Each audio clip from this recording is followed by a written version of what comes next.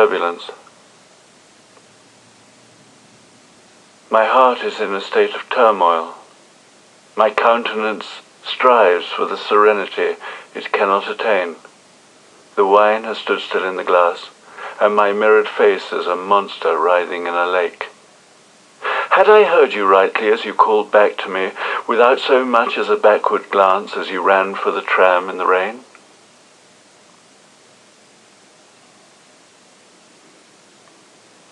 Steering south, the ship ploughs the heaving black Aegean, and sows the stars which trail phosphorescent in our wake. To starboard and to port, the harbours ringed with lights, islands swell like limbs and toss as though in amorous dreams. Every now and then the ship's pulse races with a shudder, and the deck lights flicker, and far below from the engine room a glow flecks the white-topped waves, the foam which Aphrodite rode. And carried on the winds the hint of slightly troubling things, the scent of pine and Oregon and thyme, of saffron and rosemary for memory. Whilst over Crete a constellation, half man, half bull, bellows for the earth and for the dark red blood to course around its veins again.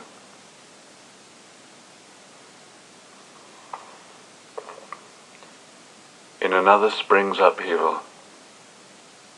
How, as though it were yesterday, it all comes back, at this bend in the road where the gnarled oak is putting out its first shoots.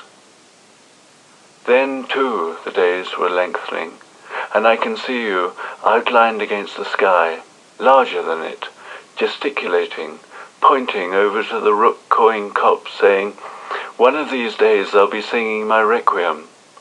It had struck me strange, and I had laughed, for we were young, and it was spring, and I could not imagine then a shot across the fields from which there'd be no return. Just as now, in all the riot of another spring's upheaval, I cannot imagine you inert in your grave, not bursting from the earth a shout, "Life is calling, on to further vistas, new adventures," as once, when drunk with your existence, you'd stride out over the topsy-turvy hills into the limitless sky. But a cloud, appearing in that limitless sky, had obscured the sun, and spring, with all her promise, had been but agony. Your heart all set upon a girl who would not give her love to you.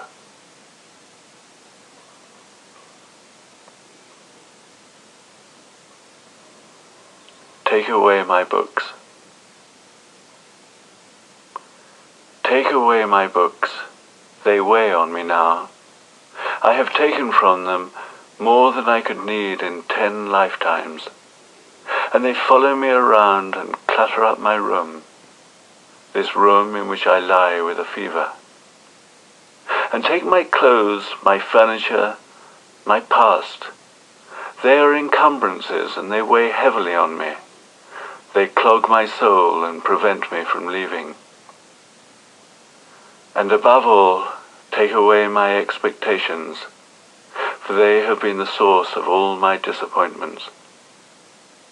But leave me all that I can see through the wide open window, the white clouds blown by a spring wind, and the branch of the lime tree at the gate, on which a blackbird's singing, into a sky of infinite depth and blue.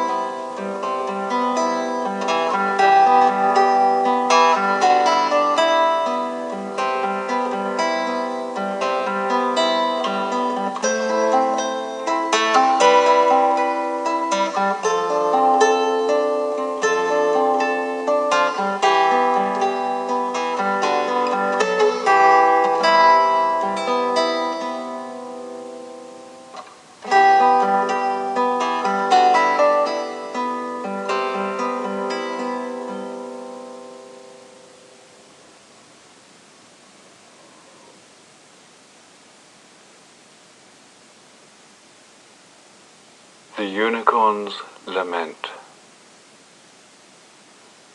Oh, how I long to be again in the eternal golden morning in the garden, which now I forget, and then I remember. And how I wish that the tree, whose apples were silver, had not, like the moon, slipped into blue. When time seemed forever, it was suddenly never. Oh, where is my soul, with whom at the fountain I used to drink light, lay my head in her lap? She wanders in and out of my most fretful dreams with the segments of my being. She was my love, who sipped with red lips the blood from my heart, broken apart, now that she's gone. So that my life,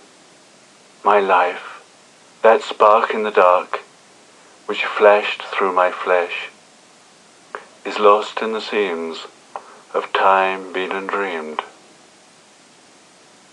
I'm sprung from the earth and sown in the stars.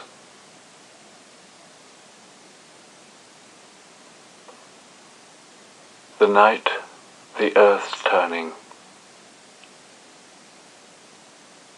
The world has wheeled round again.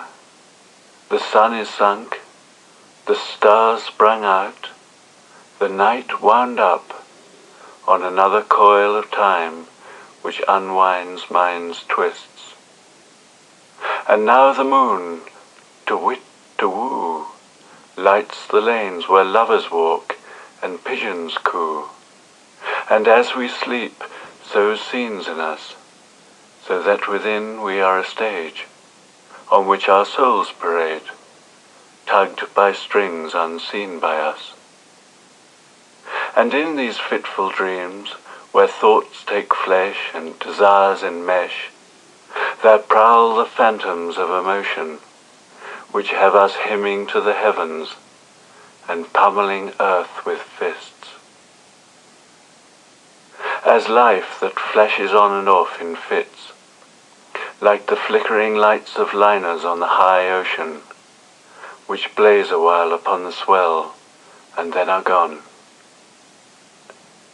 Let's cross the twilight land, the sun steeped deep within us, and offer up our streams to the night and the sea-deep seed, the pearl she nurtures, quite dormant in its darkness, still unstirred by light, its heart quiet, as yet unravelled, as yet untravelled, in the night the earth's turning.